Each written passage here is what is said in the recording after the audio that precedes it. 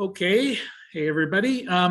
Because we didn't meet last week, I'll do 2 weeks of solar news. So last week's solar news, there you go. The American Council of Renewable Energy announced that about 70% of the transmission lines in the US are nearing their 50-year life expectancy. And said many of the components on the grid are about 100 years old, which is pretty amazing considering 100 years ago, the grid was being developed. So essentially a good number of products or equipment on the grid have never been changed out. They're anticipating there be a complete upgrade required of the US transmission grid. I know there's a lot of money included in the stimulus program that was recently passed. And they're saying that if we do improve the transmission portion of the grid, we might see as much as $140 billion in savings over the next decade, that it will actually decrease the cost of moving electricity around. Canadian Solar released a 420 watt module that's about the same size as their 60 cell module. This one will be 54 cells. And they're using the larger M10 cells. So what we're seeing in solar modules is a movement away from using the smaller standard size cells and putting more of them in, because we saw 60 cell, then 72 cell, then 96 cells. Now we're seeing panel manufacturers move to the larger cells and putting fewer of them in to get more watts. PG&E, Pacific Gas and Electric, announced that the Ford Lightning will now be included in a virtual power plant program out in California. They had announced 2 weeks ago now that GM, all of their electric vehicles were going to be part of a program. And what virtual power plant will mean is essentially they're going to hook up all of these that are connected to the grid and try and set up some sort of an incentive program that allows the utility to use the combined storage as another power plant without having to build one. There is a petition before the Department of Commerce that Chinese solar manufacturers are circumventing the tariff laws by simply moving production to other countries. We've seen a large number of Chinese manufacturers moving their production to Thailand, Malaysia, and Vietnam. Those three countries now supply the US with about 80% of the solar panels that we use.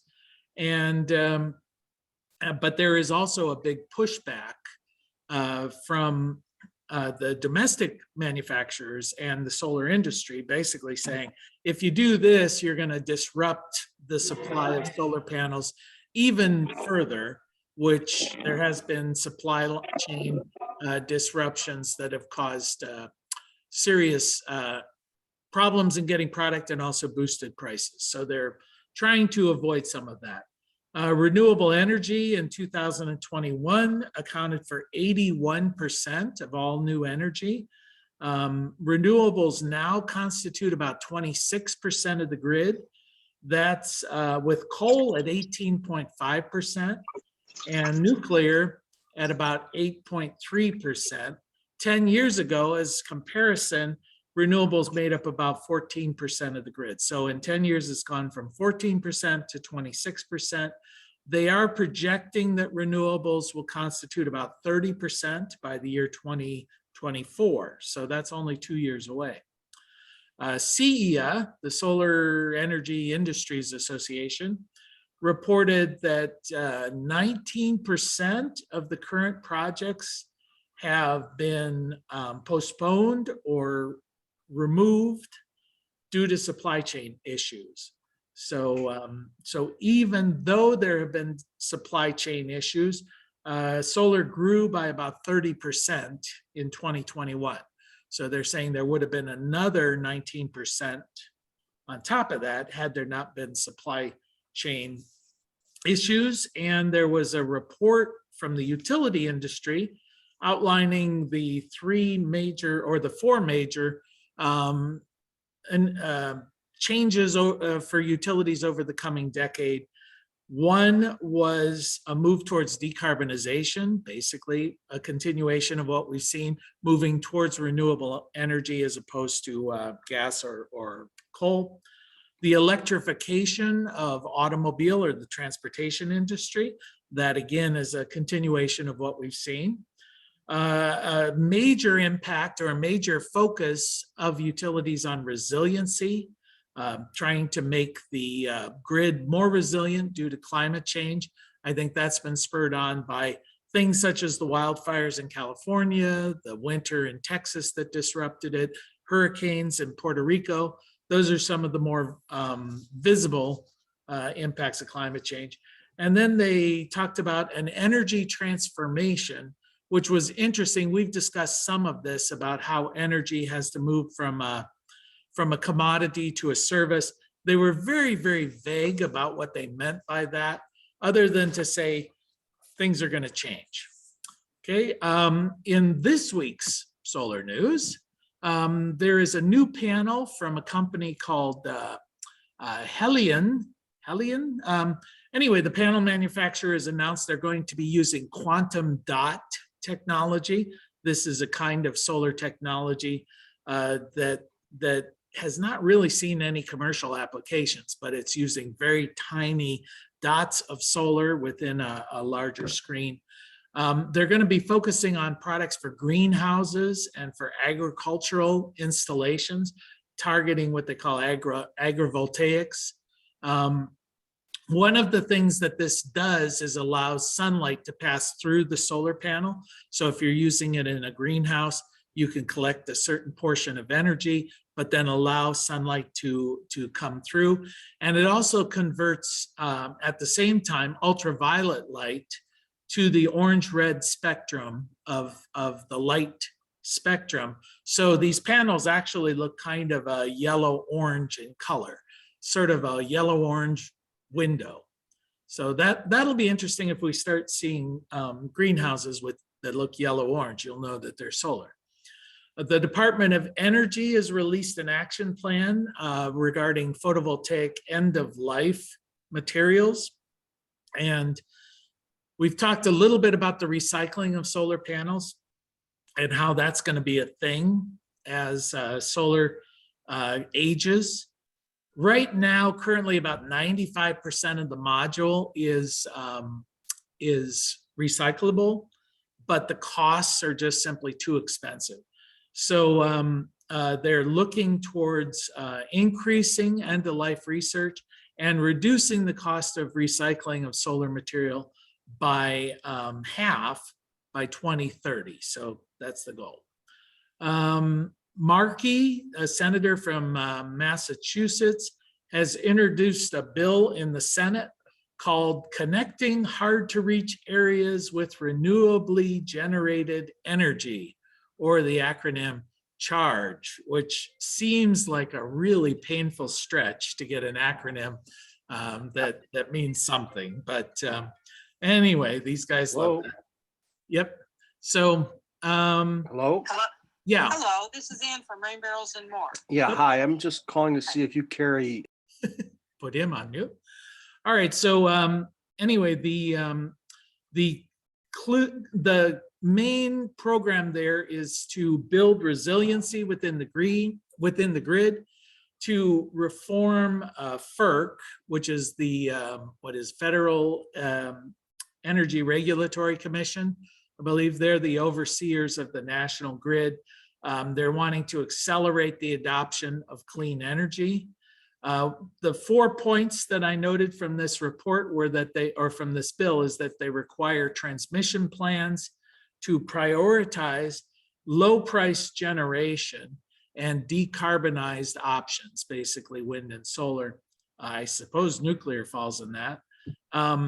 You would think they would already do that, prioritizing low price, but as we've seen in New England, they actually set aside minimum bid prices on new generation to encourage fossil fuels. In severe weather scenarios, they want to build in resiliency for that and also avoid sensitive environmental areas.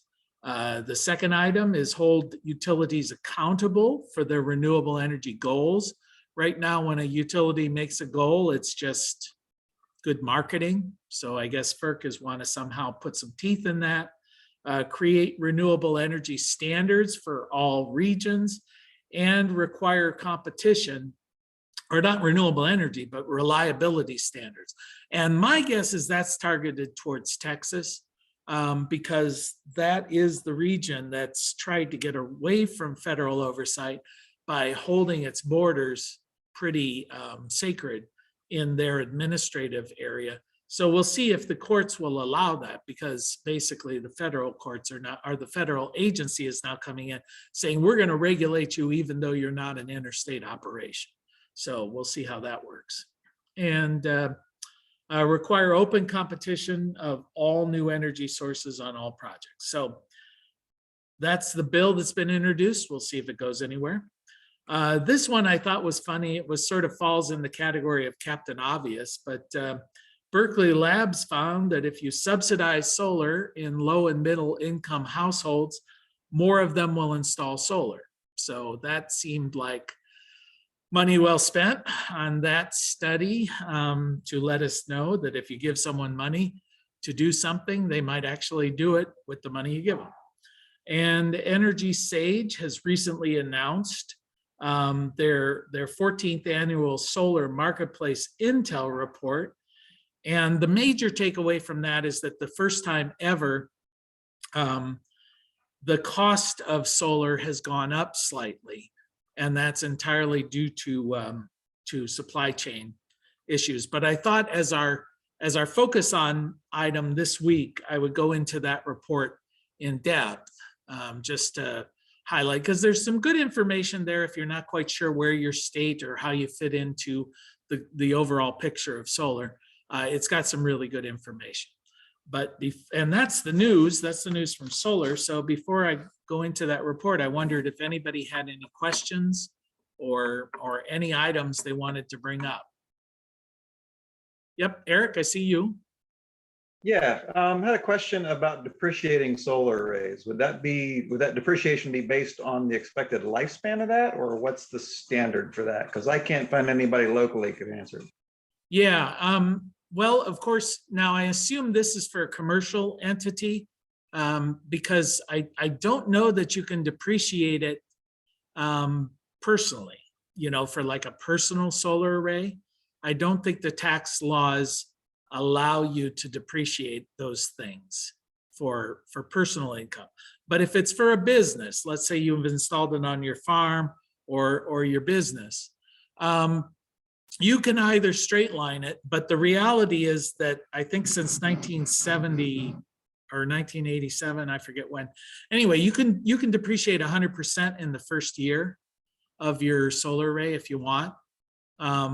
So basically you can, if you don't need that depreciation, it would carry over. And actually you can depreciate half of the value of the tax credit. So the way you would calculate that is, let's say you spent $10,000 on a solar array, and you would and you received a $2,600 tax credit for installing that solar array, because there's 26% federal tax credit. Then you can fully depreciate 87% of the cost in the first year if you want, which is, half of the tax credit is not depreciable. Does that make sense, Eric? Yeah, I watched the video later and process it again, probably. Yeah, well, basically you can depreciate the whole amount in the first year except half of your federal tax credit. But I think, and I'm not 100% sure on that, whether or not I don't think it can be depreciated if it's a personal expense, like on your home. Just like you wouldn't be able to depreciate your kitchen counter. Yeah, Bob? Okay, if it's a personal, it can't depreciate. If you're Okay. a business, which I do have friends who do a lot of people are doing their business out of their houses now. Yeah. Slip through that and can do that. Yeah, you might have to allocate what portion of it is for your business, what portion of it is for your home, or, so just like a home office, you can't claim your entire home, but you can claim a portion of the home. But if it's really clear, if it's a straight business thing, then it's going to be 87%, at least this year and next year, of the total cost, and you can depreciate it in the first year. And I could tell you that on the rec program, the last notice from the IRS was in like 2018. That said in 2018 you can depreciate it. You can take it off of your taxes over a 2-year period or 3-year period. I can't remember. But that was for recs or for the solar array. For the rec. The recs are going to be income, aren't they? Yes, they're supposed to be income, but there are people who don't follow what they say, and I have friends who are accountants, and right now to call the IRS, waiting time minimally is 4 hours. Yeah. To get a person, if not weeks. Yeah, I'd be curious whether that would be considered ordinary income or whether it would be considered capital gain income. Because investment income is generally treated differently and perhaps at a lower tax rate than regular income. So it's a shame Don's not on the call because he's our sort of resident accountant, and he might be able to shed some light on that. But when I do assessments for commercial businesses, I always put in an 87% of the initial cost as fully depreciable in the first year. And we actually did quite a lot of research on that, but that again is only for commercial. Okay, any other questions? Okay, well, let me go ahead and share the screen here. I want to walk through this this report because I thought that this had a lot of good information on it. Can you see the report there? Is it good? Okay. All right. So yeah, let me scroll down. So what this is saying initially is the average or the median price for solar in the United States at the moment is $2.68 a watt. Now this is the distribution curve. It's showing all the way down at the very low end, looks like close to something less than $2 anyway, all the way up to something more than $4.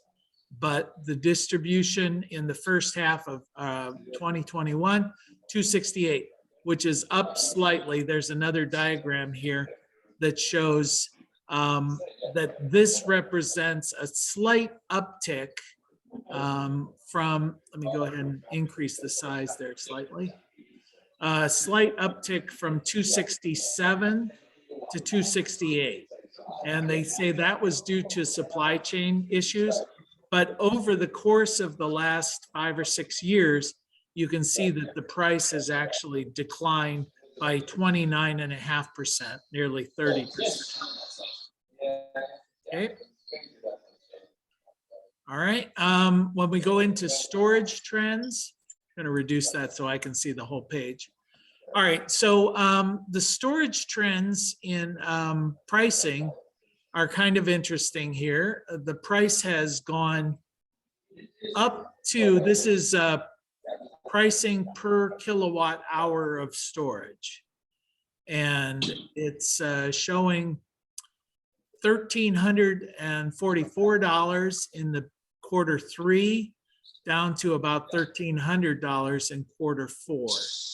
So I guess, let me see, to put that in perspective, and I'm assuming this is an all-in cost because like a Tesla Powerwall is in the neighborhood of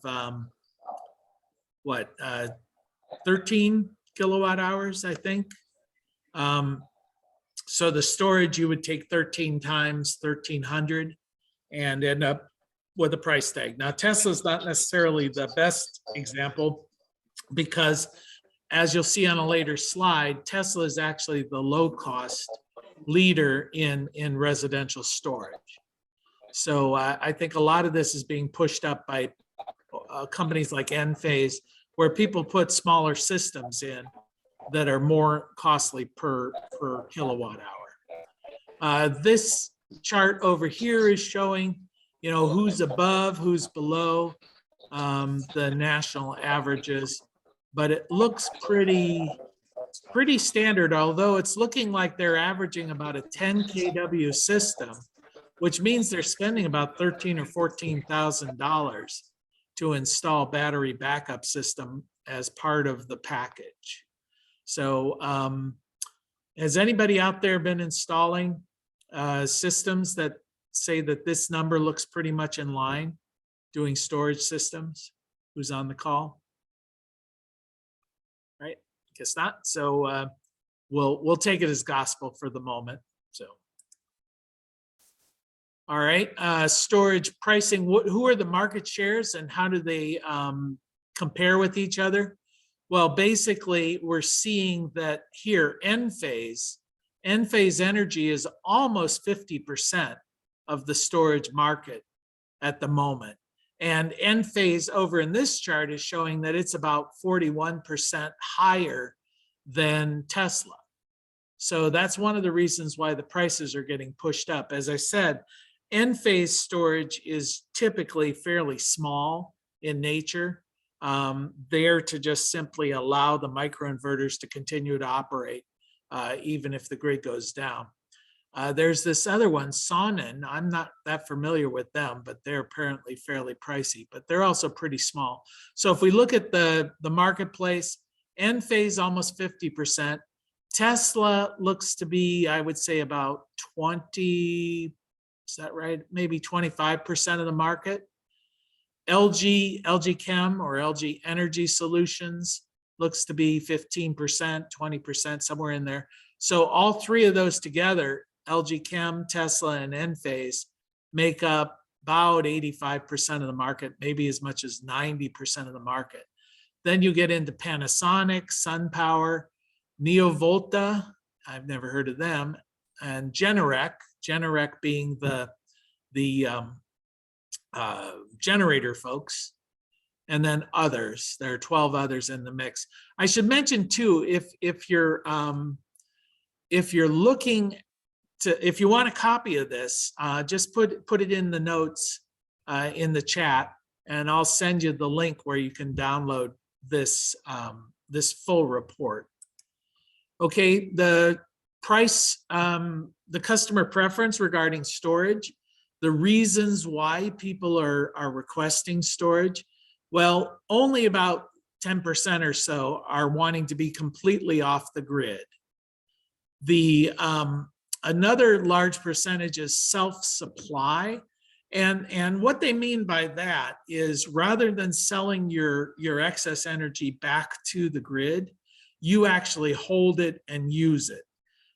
You would do that if your grid, if your local utility simply will not pay you adequately for the product that you're net metering to them. So the net metering programs have a lot to do with that. If you're in an environment where there is no net metering program and your utility will not accept it or pays you next to nothing, that's what you would do. There's a lot of people who are setting up their system to add batteries later. That's one option. In this one, people are talking about installing solar with battery backup. I find myself doing these systems. When I spec out a system, I often put that in as an option, telling folks, listen, you may want to add a battery later. Doesn't cost you that much in the initial install, really pennies compared to the overall cost of the system. So you may as well set it up to accept batteries later. Then backup power, that's probably the major reason, which is, when the grid goes down, I want to have storage there, which logically, that's what you would assume. And then the one that's growing here is saving on utility rates. And basically that's in areas that have time of day pricing structure.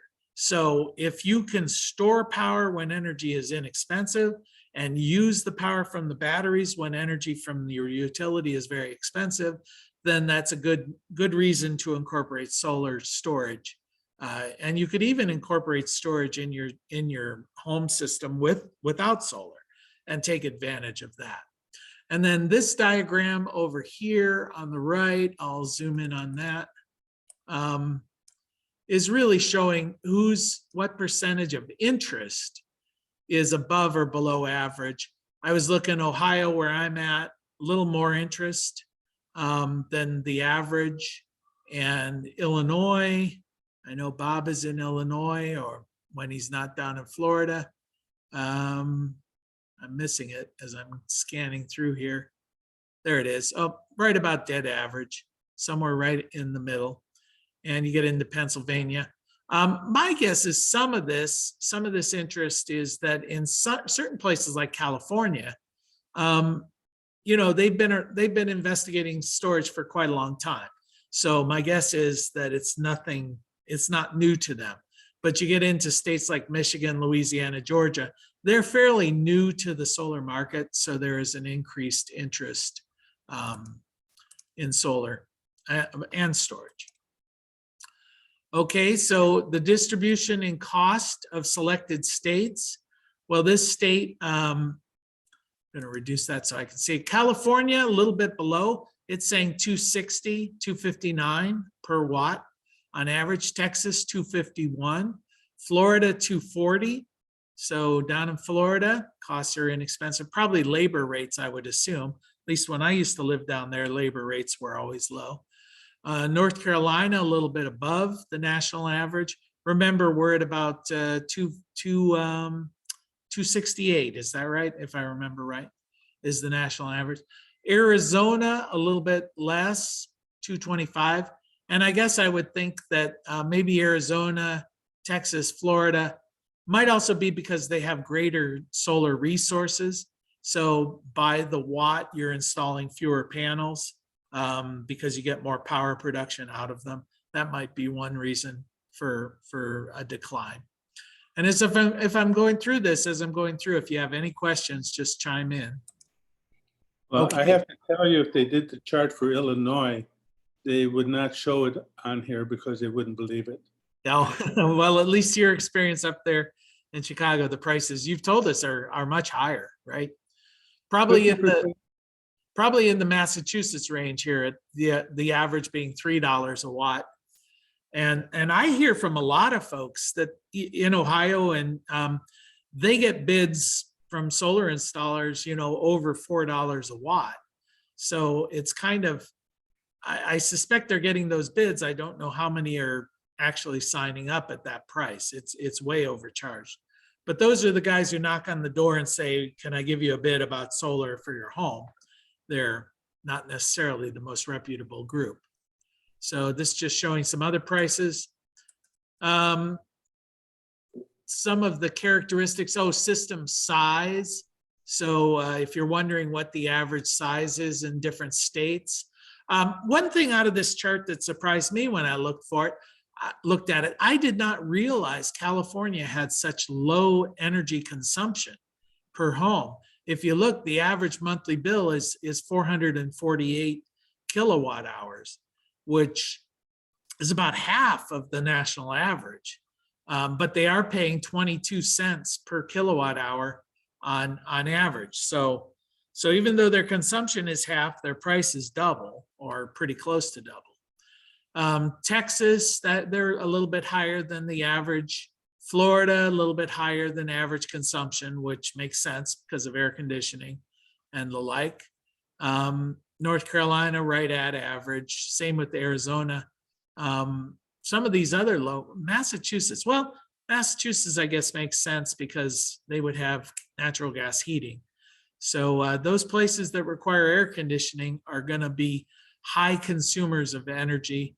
These are considered the top 10 states of solar installation, according to CEA. So California, Texas, Florida, North Carolina, Arizona, Nevada, New Jersey, Massachusetts, Virginia, and Georgia. So that is the order in which activity is taking place. The prices for electricity range anywhere from 22 cents down to 12.21 in Florida. Florida wins the prize for cheapest. One of the things they did in Europe, excuse me, Jay, Sure. to drop the consumer consumption was they started putting their meters near the front door. So when you walked in, you were seeing where your meter was. Yeah, seeing how quick it's moving. And yeah, I think, well, you know, when you're aware of these things, people's behavior tends to change. Yeah, Bob? Yeah, paying electric bill here in Florida, I can tell you it's closer to 14 cents. Yeah. Which, by the way, is also what I'm paying in Illinois, almost the same. Uh-huh. Yeah, they say national average is somewhere around 12 cents. I know, you know, it keeps creeping up, which is weird because the cost of generating electricity has fallen dramatically in the last few years. So because of the introduction of renewable energy as a big part of the grid, so we're seeing the cost to the utilities going down substantially, but the cost of electricity to the consumer continues to increase. So somewhere there's a disconnect. Somewhere somebody's making a penny, you know, that's A lot more than a penny. yeah. So I think Louisiana, if I remember right from the charts, has the cheapest electricity. For whatever reason, I don't know why. I would think places like Washington, Oregon, where they rely heavily on hydro, would have relatively inexpensive electricity as well. All right, but the average size of the system looks like in the 11 to 12 kW range, which seems a little bit big to me, you know, at least from my experience for residential. I would have guessed more like 8 to 9, somewhere in there.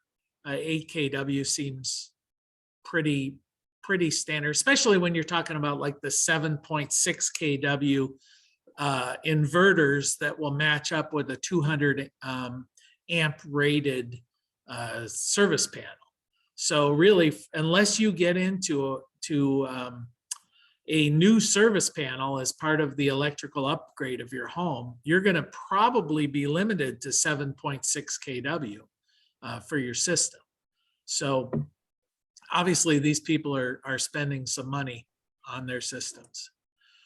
Let's see, the cost difference. Oh, it's just showing if 268 is the average. Where are the more expensive states? Interestingly, Indiana is the most expensive at $3.27 per watt. Arizona, the lowest, like I said before, probably because of sunshine. Where's Illinois show up in here, Bob? Yeah, you're up there in right in this area. So about, looks like maybe 8-10% more. So in the $3 range, I would guess somewhere close to that. You're around the Chicago area, I would guess that prices are probably higher than if you're downstate, you know, just because of labor and things like that. But I don't know Illinois that well. It's more that I know the exact cost to me. I mean, to the penny, because I pay it. But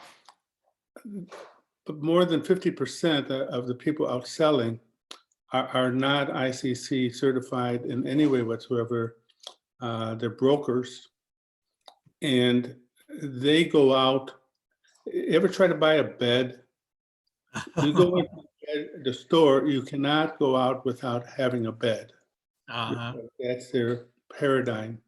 And it's the same thing. They go into your home, and if you qualify, they're not leaving until you agree to the price and stuff like that. So they're bird dogging them. Are they bird dogging for other installers and getting a markup, or are these sales guys for the installing companies? I have a friend who's a salesman for these guys, And he goes in and he bids this job, and they say, well, we had Joe come in and bid at this job. So he calls up his boss and says, oh yeah, take 2,000 off the bid. And Uh-huh.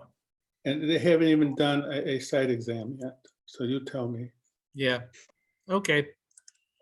Okay, let's see. What is the size? Well, the national average they're saying is 10.3 kW, which, as I said, seems a little bit large to me comparatively. But smallest is Louisiana, largest is Washington State. Probably Bill Gates's house probably skewed those numbers. So we'll assume he put in like a 7 megawatt system or something. I don't know. I'm just making that up. What are the top panel brands that are out there? Well, it's interesting. Panasonic, number one, looks like they take a little less than 25% of the marketplace. REC, they're going to take, they're significant, what, 10, 15? You get into the third one, Silfab Solar. I've got Silfab on my array. So between those three, it's 50% of the market. Then LA Solar Group, I'm not familiar with them. Looks like, oh, Q Cells, I'm familiar with them. LG Solar is a significant player, but they just recently announced they're getting out of the solar panel business. So that's probably, I don't know, 8 or 9 or 10% of the market. Solaria, I've never heard of Mission Solar Energy, but these are the top brands. A whole bunch of others, 21 others in that little sliver at the top there. And then inverters, clearly not as diverse a market, but Enphase taking up over 50% of the marketplace. And then Solar Edge, between the two of them, you're up over 85% of the market between Solar Edge and Enphase. Then there's SunPower is third. And I've never heard of Hoy Miles Converter Technology. Has anybody heard of those guys? They must be new to the field. And of course, I'm surprised that Fronius has been out there for a while. They're not in there, but I would have expected them to be. So clearly, at least in the residential market, Solar Edge and Enphase are the big players, which explains if 50% of the systems are incorporating Enphase energy and any of them need storage, it's going to be an Enphase storage system, which is why the cost of storage is being pushed up. Yeah, Bob. Yeah, I'm going to be doing some installs this year, and I went back to Aurora. Remember my buddies at Aurora Solar? Yeah. I think they got bought out by Enphase. Oh, okay. And what's happened is that my nemesis, the software engineers, decided to really ruin the software because I went through the new version. So I went to their nearest competitor, which still provides great service. Okay. Well, I've found if you're just doing very simple solar assessments, PV Sketch is a good program. And very simple to use. I know them, but I'm not going on any roof, and to do a site exam by a third party, $600. Yeah, no, PV Sketch though is you can do a remote site assessment, and it has the Google Earth integration, and you put in the angle and the orientation and all of those things that you would get from Aurora Solar. It doesn't necessarily have as many, it doesn't have LiDAR, for instance, so your shading analysis would be more speculative perhaps. But for an initial evaluation, it's pretty good. And if you find that you're going to need to do more than, the pricing structure is such that you can simply pay them $3 for each time you want a report generated, and instead of signing up for expensive monthly subscriptions. If you need to do something like 20 of them a month, I think you can get that for $40. So it'd be then $2 each.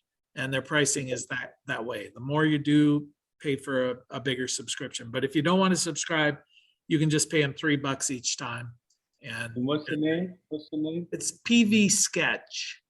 Sketch like sketching something on a piece of paper. And Many years ago, I looked at them. They've grown, I guess. yeah, and you can spec the certain products in there. So you can even give them a report based on, the products you want to use. And you can also either put in the utility cost per kilowatt hour manually, or simply select the option from the utility and it'll populate it that way as well. I've found that I like to do it manually just because I don't want to rely on their software being perfect as far as rate schedules for the utilities. So So do you go on the roof and use your little contraption to go to 6 places? And for some, most of them I've been doing are out in the open, so I know there's no shading issue. The one thing I could do, which I haven't done, get the phone and get the angle of the roof exactly, but I just sort of look at it and go, yeah, that looks about 20% pitch or 20-degree pitch or whatever. So, but it's for initial site exams. It doesn't have to be exact. There's another one of these softwares that's free called Open Solar, and it's an Australian based, and it's very good, but I found it a little more complicated than what I needed and a little more demanding to learn it. So I figured, well, I'll just stick with PV Sketch. Ben, you had a question? You're on mute, so I see your hand raised. Yep. Hi, Jay. Yeah, Uh-huh. I'm new. I'm from Lima, Ohio.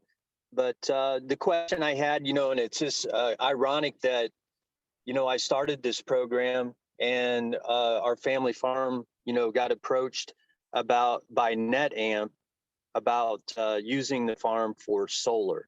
So now Okay. we're in the decision process, of whether, we should lease the land out. And Uh-huh. didn't know what your expertise was on these companies that come in and do that, whether it's a good idea or a bad idea. Well, I think you must be, does your farm abut or is adjacent to some high voltage transmission lines? What they were interested in, whether the lines were 3-phase out by the road, and they are. Okay. But yeah, typically it's those, if you've got those great high power lines, those are the ones they're really interested. How many acres were they looking like a big array, or are they looking for something more modest? When big, I'm saying like a megawatt, which would be acres, an acre or 2 or 3 or 5 or 10. Yeah, specifically, Jay, they were looking for 3-phase out by the road. It does so happen that I do have high power lines running right through my farm, the big ones that you're talking about. Yeah. I'm trying to think what your other question was. Oh, the size of the solar fields. They're looking for 35 and 65 acre plots. So we have 2 Okay. separate areas that they're looking at presently. Okay. Yeah, I'm not familiar with that company per se, but the 3-phase, that's a weird question because I would assume any of the high power transmission are going to be 3-phase. I guess it might have been a DC high tension line, and that might have caused an issue, but I wouldn't think so, not for a utility developer. I guess my only advice there is to maybe talk to a couple of them. Don't just assume, the one guy is going to give you a good competitive bid, because these developers are looking for farms that meet the criterion, and access to those high power lines is really the biggest drawback. What are you currently using the property for? It's farming.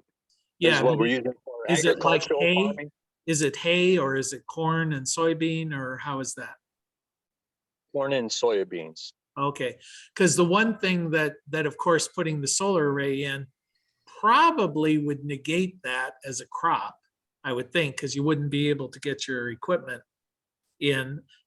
What I'm getting to is though that you can space these panels in such a way, you could work with them where you use greater land, but you also allow for sunlight to hit the ground throughout the day, and run cattle or something in there for grazing. So you could dual purpose it.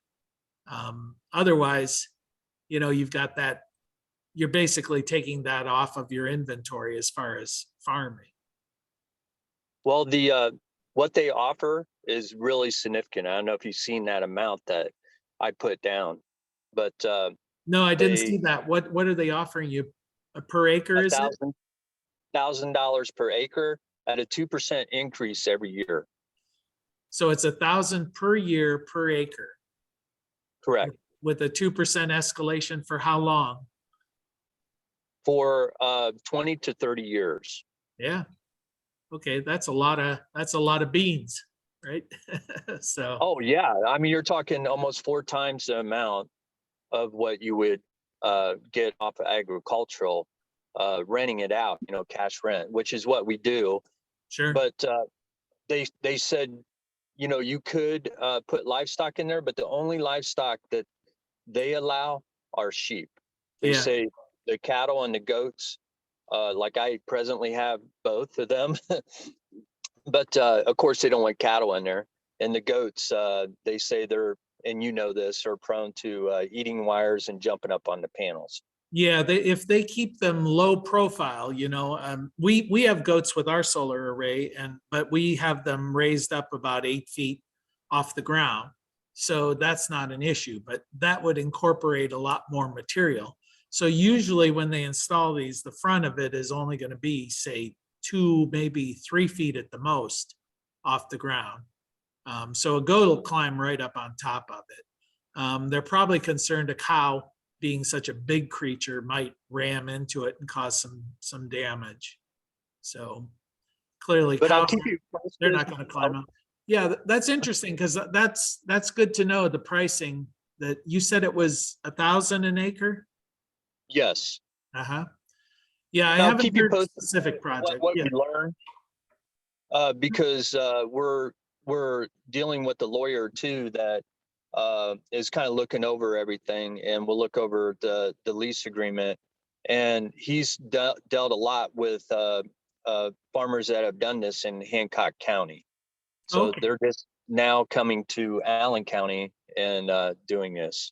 So Yeah, there's you might get some information from the Farm Bureau as well. Are you a member of the Farm Bureau, Ohio Yes. Farm Bureau?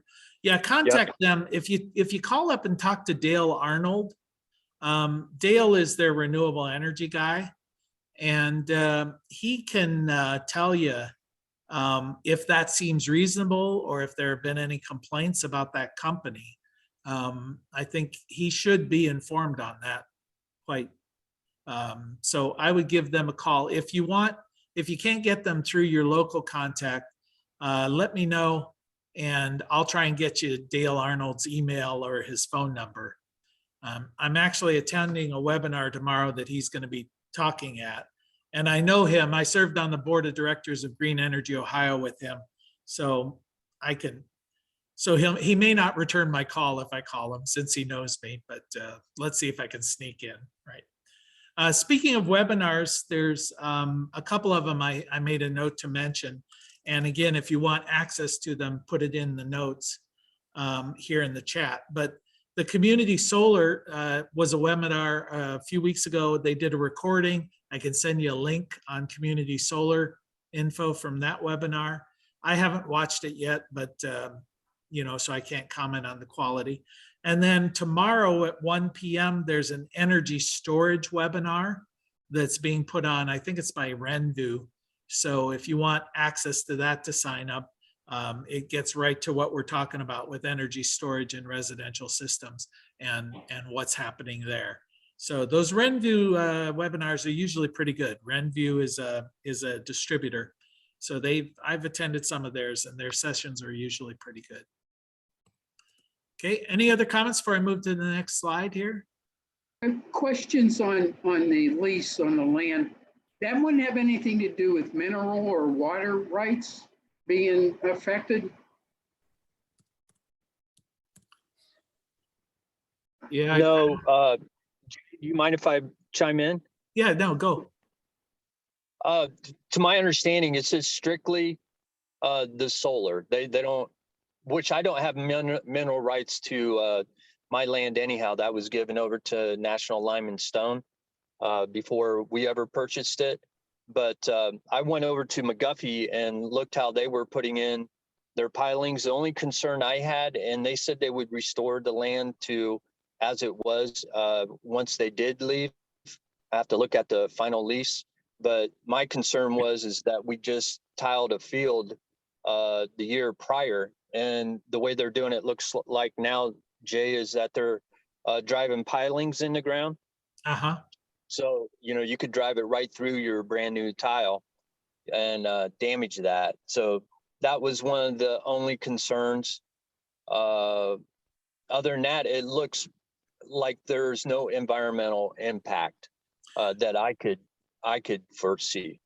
Yeah, would you be able to mark off your tiles? Because they could move those piers, left or right a little bit to avoid them if you can identify them, like electric lines, Are these things all ceramic, or is there metal in them that you could trace?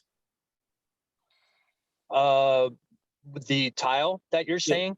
Yeah. No, it's all plastic tile. The one that we had put in last year was all plastic tile. But the smart thing we did was we got a drone picture of it. So once the tile was all mounted, or the dirt was all mounded up, we got a aerial picture of it. So I'm sure that they could go off of that. So that's a really good point. Yeah, because they do have flexibility as to where to put the vertical piers. But as you're saying, they're probably going to come in and you know how they drive in fence posts now with the drivers, typically even wooden fence posts, and they'll probably use the same kind of technique. Sometimes they use screw piers, where they screw them down in. But for the most part, I think they'll just bring a driver in and just pound them down. So you're right. You're probably, but hey, if you get $35,000 for 20 years, a year from a 35-acre plot, you may suffer a little bit of damage to your drainage. Yeah, my thoughts are that's one heck of a pension plan. Yeah, if it works out, of course, you might want to look into who provides the maintenance. Are they going to come in and trim the undergrowth, or is that going to be your responsibility? What kind of access to your property do they require? It's probably going to be fairly minimally invasive. Most of those are going to be monitored by drones anymore, but you never know. So your lawyers will take care of that. Well, yeah, and my father and I have asked these same questions that you're asking, and they said that they do maintain them. If we did want to put livestock in there, we were sheep farmers at one time, we could do that. But they like road access, and both properties have road access, but they do maintain also on the exterior of it also, because over in McGuffey, they have like 6-foot chain link fence with barbed wire, and it appears to me that it's electrified, and the gate says, the signs say on it, that it is electrified. So it sure looks like it is. Huh. Okay. Well, it may be that I know there is a requirement that these things be inaccessible and enclosed, but one of the things they're concerned about is there is always the potential for electric voltage to somehow, like through a ground fault or whatever, get onto the fence. So those fences need to be grounded as well. So my guess is it may or may not be electrified, but it might become electrified if there's a problem. So they warn people of that situation. Treat it like it is electrified, but it might not be. So Very yeah, good point. they'll put a fence around that for sure. Do you know if it's going to be a tracking system or passive? Just sitting there, or will it be rotating based on time of day? No, I do not know that. I know the ones over in McGuffey, they didn't look like they were tracking. Okay.